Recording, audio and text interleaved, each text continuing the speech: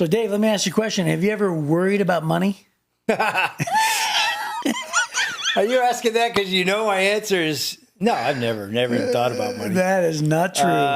It's kept me up at night. How about you? It has as well. Oh, yeah? Well, today we're talking about how Jesus taught on money and he talked about worry. Here we go. And so it's pretty applicable. Oh, boy. It applies to me and you. Yes. So anyway, he's Dave and I'm Chris. And today we are the Bible guys.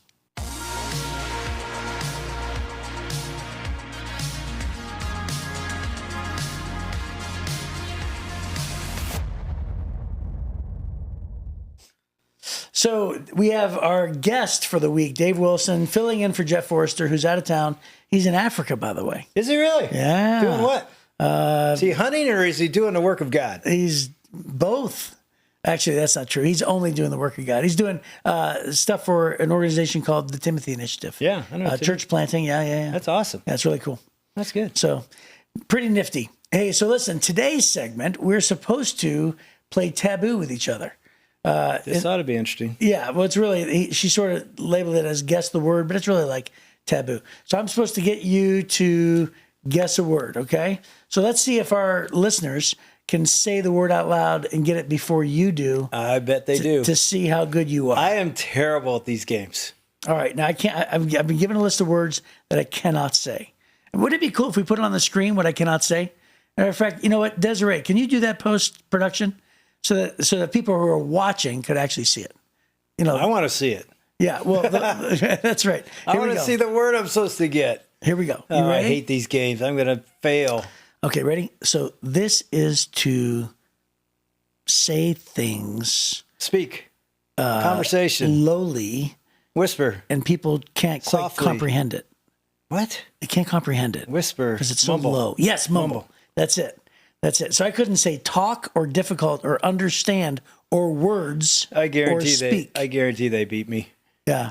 Do you have them direct message in? Do you have them they can respond to us by email or on YouTube. Well, they got to. That helps the algorithm. Yeah. So here we go. Ready for this? 1 for 1 in 2 minutes. So this one is good gravy.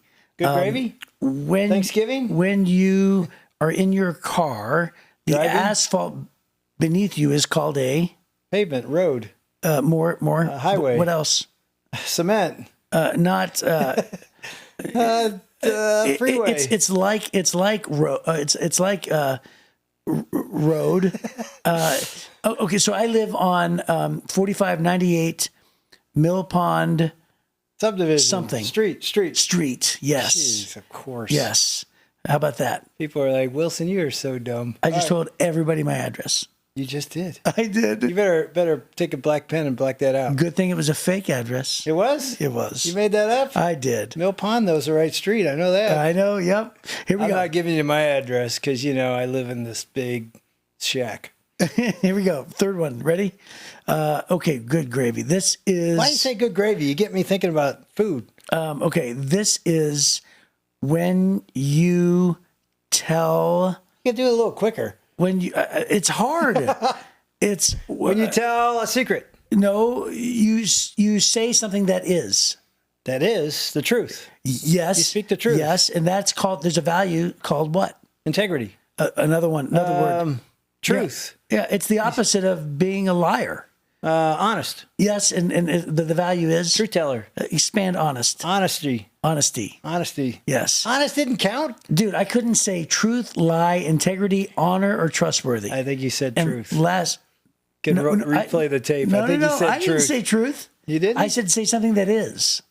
Oh, I think you're right. You did. Yeah, and by the way, on street, I couldn't say road, avenue, way, driver, cross. So I'll do one more. Right. You ready?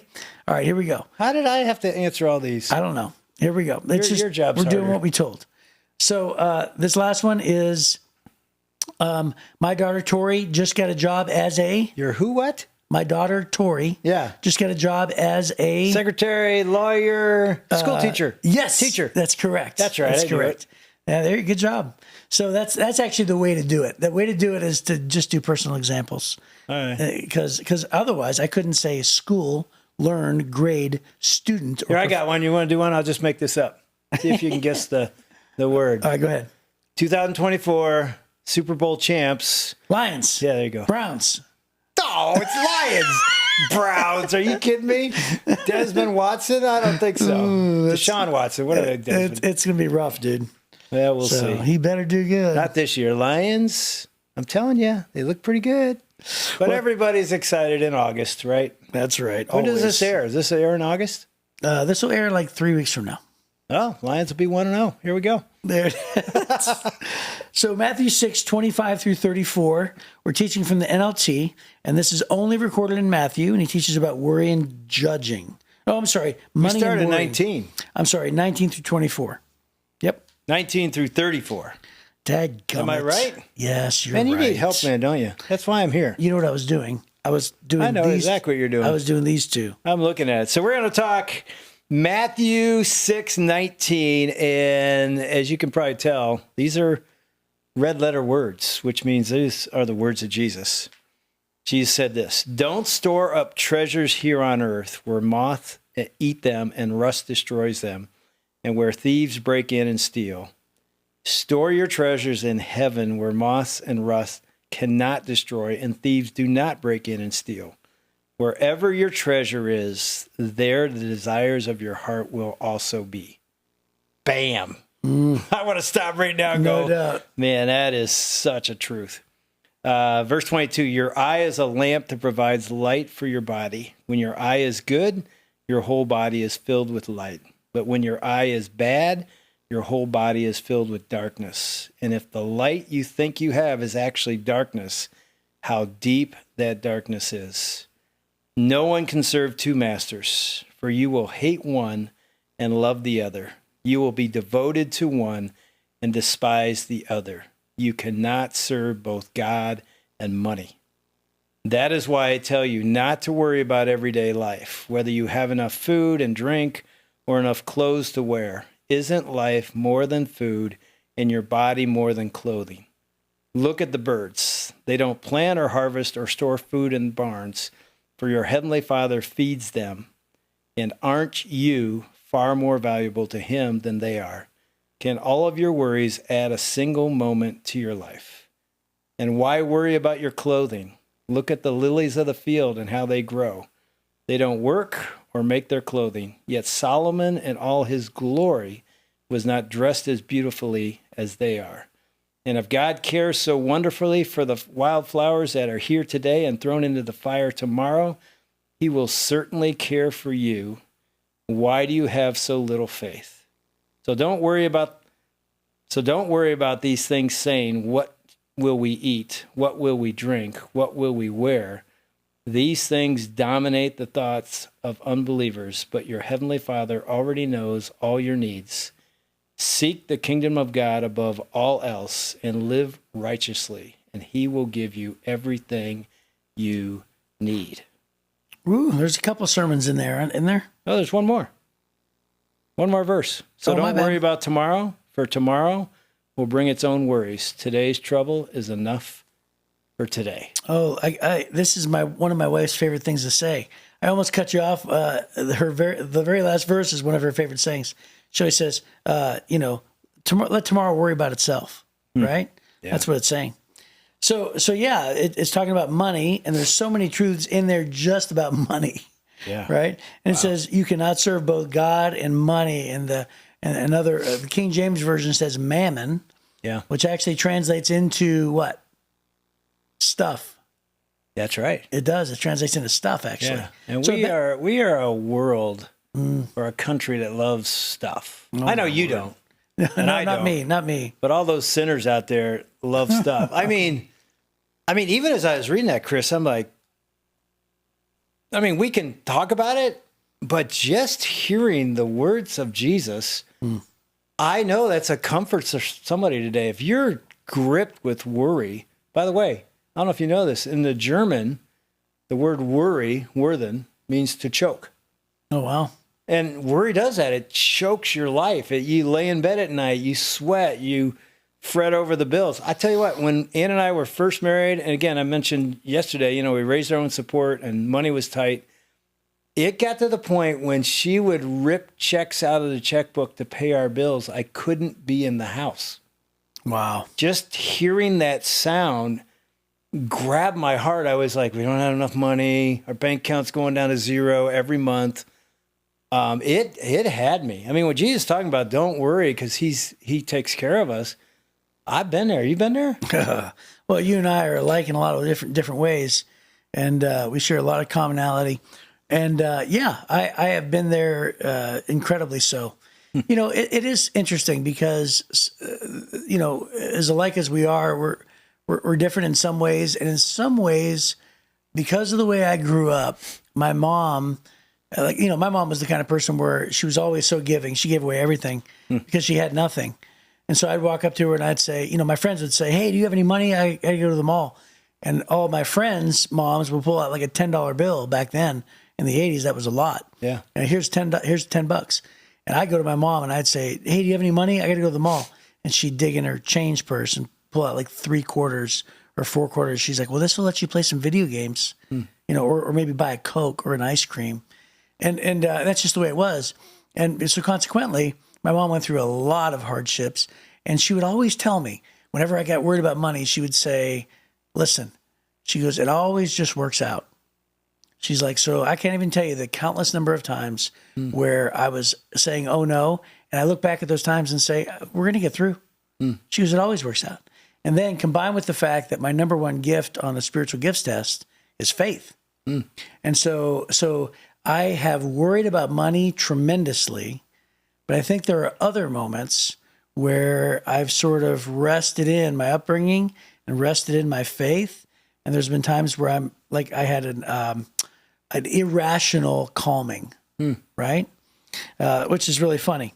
But yeah, dude, it's definitely, it has been a stronghold for me for a long time. Well, it's interesting, you know, as Jesus talks about worry and often money's connected to that, he says something that you just mentioned, faith. He says, you have little faith. And there's part of me that goes, why does he say that? Because at another place in Matthew, he says, if you have the faith the size of a mustard seed, in other words, minuscule, tiny faith, you can move mountains. You don't need big faith. And I remember one of the principles of my life that has sustained me is it isn't the size of your faith that matters. It's the size of your God. Right. And that's based on Jesus saying, you don't have to have great faith. You need a great God. Because often we have big faith in a God that can't do anything. It's like, wait. When we see God as he really is, he is magnificent. He is holy. He can be trusted, as Jesus says here. We just need a little bit of faith to say, okay, I'm going to trust him. And, and I've had that when I'm laying in bed. I remember years ago laying in bed, and I'm not kidding, totally sound asleep. She's got trust, you know, God's got it. And we don't have, you know, we have 3 little boys, and I'm thinking college. And I'm trying to put money away for college, but it just, they get into middle school and then high school. I'm like, we don't have enough. Yeah. Not that you have to pay for your kids' college, but that was sort of what I was hoping to do. And I can just remember laying in bed many nights going, you know what? He's got it. Like your mom said, it'll work out. He's got it. I'm going to trust him. I'm going to do the right things. I'm going to handle money wisely. I'm going to be a good steward of what God gives me, but I'm going to trust him to take care of the college fund. And it could be anything, but at that time it was that. And now I can tell you, as an empty nester with 3 married kids and 6 grandkids, God provided in miraculous ways. It's almost like he just winked at me and said, all those sleepless nights, you didn't have to lose sleep. I took care of today and I got tomorrow. You know, life is more important than a college fund, although I'm telling you, put it away. You're going to need it. But, you know, these words are so important. Yeah, it's for like, sure. Trust him. Yeah, there's no doubt. And I love the truths where it talks about store up your treasures in heaven, not on earth, because moth's going to eat them and rust is going to destroy them and thieves are going to steal them. You know, I remember one time when I was a student pastor, I had about maybe, I don't know, 60 kids or so in my small little church's youth group. And I remember taking all 60 kids, and every once in a while, like, you know, every like quarter, I used to do an activity or an event called Destination Unknown. So they would show up at the church thinking we're going to have service at the church on a Tuesday night. And it's like, well, today we have buses and we're going to do Destination Unknown. So on this passage, what I did was I drove them to a dealership. It was a Porsche dealership, Porsches, and we actually got them to get off the bus and take a look around. They were like, "Oh, this is cool." And the Porsche manager was there, right? And it was actually just a guy that I knew was a salesman, actually, but he was able to let them in. And he was like, "Oh, this is the so and so, and this is model here. And anybody want to guess how much this one's worth?" Ooh, and we were there for like 20 minutes. I said, "Okay, load up the buses," and then we drove to a junkyard, and it was actually the section where all the Porsches were. Really? Yeah. And I said, "Okay, so anybody want to tell me what a 1985 Porsche would have been brand new?" And then we went down the line. I did all the research. And the junkyard guy's like, "Yep, this would have been 100,000, 150,000." And he starts going like that. And he goes, "And believe it or not," he goes, "this one right here," he goes, "this one right here was wrecked not too long ago. This is only like 5 years old. And look at it." And it's like, wow. And then, Rust. and then we sat in the junkyard and we taught this passage. Way to go. Because that's just what it is, right? Stuff is stuff. It's not worth your soul. I mean, it's so easy though to get your heart. You know, he says where your treasure is, your heart is. It's so easy to get your heart connected to stuff. I remember I had a guy speak to the Lions back in the 80s who wrote a book. I don't know if you remember this book. His name was Pat Morley. He wrote a book called The Man in the Mirror. And it became a very well-known selling book about manhood, really, and being a man of God. And I'll never forget, one of the stories in the book was he was a millionaire, made a lot of money in real estate, and he had a really nice furniture and stuff in his house. And one of his little boys was doing something on his coffee table, and he went nuts, like, "Get off that cup," because he was scratching it. And his wife looks at him and goes, "Do not ruin a $10 million boy over a $300 coffee table."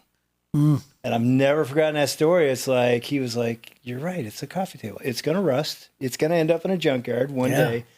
That son, that daughter is made in the image of God. That's what matters. This sort of he's saying, store up your treasure in heaven. There's eternal things and there's temporal things. And all the stuff we put all our value in, and we even put people on TV and say, "Man, I want to be like him," because they have money or they have a house. Remember Lifestyles of the Rich and Famous? Oh, yeah. We used to follow around and see these big homes and you just dream like, "Oh, I wish I had that." It's just moth. It's just rust. You know, people matter, not things. So my wife is so good at this. I remember when we bought the kitchen table that we currently still have, by the way. It was Art Van. Remember that? Oh, I remember Art Van. If you live locally, where we podcast from. So anyway, we got this table, and my son, it was my daughter. I think it was my son, but he had like jeans with like these buttons on them, and he was sliding around, and we had this wooden bench, and it was all scratched, like really scratched, and it was brand new. Yeah.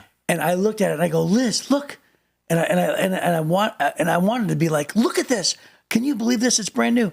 And immediately she goes, "Aw, it's becoming ours." Wow. Isn't that great? Oh, yeah. It's great. I had, how much time we got? We got time. Yeah. I'll tell this real quick. One year, I always wanted to have a convertible, right? Yeah, Couldn't afford it. Long story short, I found a 1996 Mustang convertible in Florida for $5,000, right? And a buddy gave me $1,000. He's like, "I want you to have this car so bad." And it shipped up to my house. And when it got to my house, I'm like, "This is a piece of junk." It was not a nice car, but it, looked cool. And I drove it around, and it became so important.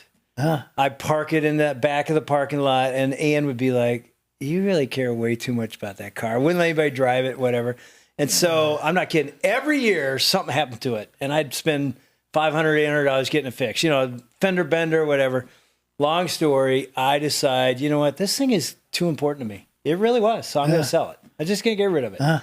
And so it was going to go in back then, Craigslist or the paper. I can't remember. It was a long time ago. And on Saturday, and it was so clean, I knew I'd probably sell it in one day. Well, my youngest son, Cody, who you know, was 16. He said, "Dad, I've never gotten to drive the Mustang. You got to let me drive it tonight." No. And I'm like, "No, you're not driving that thing. It's a 5-liter. You can't handle it." He said, and he literally, I'm an idiot. He had a cast on his right foot from baseball. He broke his ankle. So he's going to drive it with his left foot. And I'm like, "No, you're not driving. We're going out with friends tonight. You're not driving my car."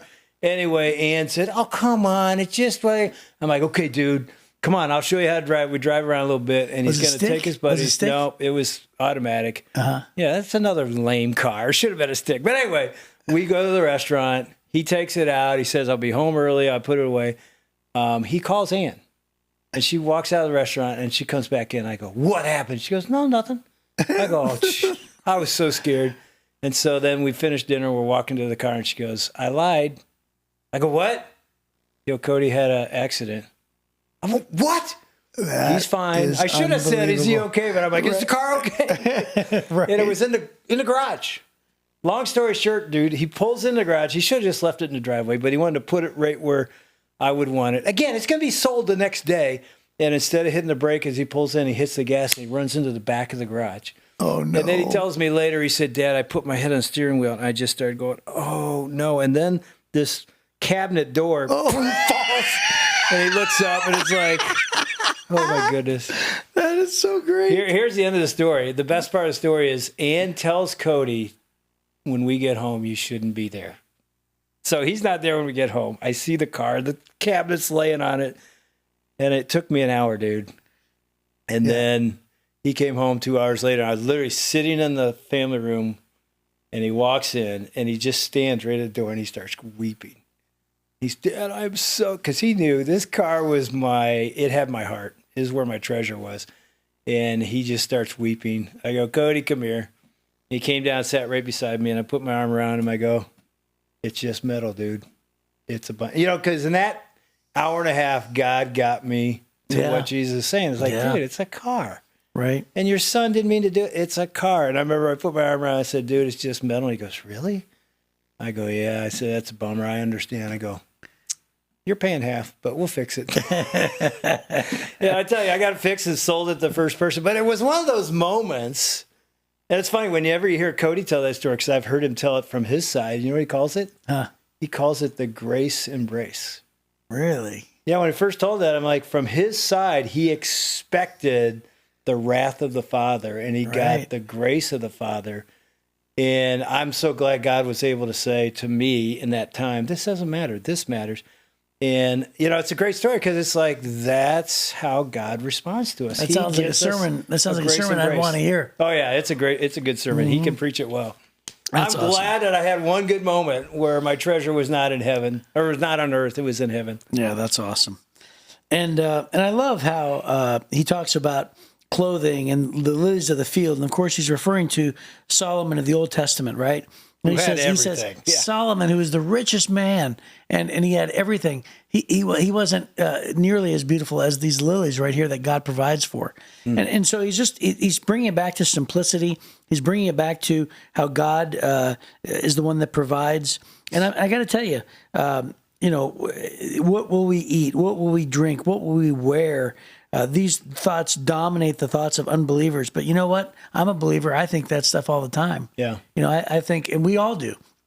And so I think it's a really good lesson, especially when coupled with money and provision, to just realize that, hey, God takes care of the birds. He takes care of the lilies of the field. And how much more valuable are we than they? Yeah. And if there's a final thought, it's verse 33. Seek first his kingdom and his righteousness, and food, clothing, he'll take care of it. It's like, get our focus. This is utmost. This is all that matters. Jesus, and extending his love to others.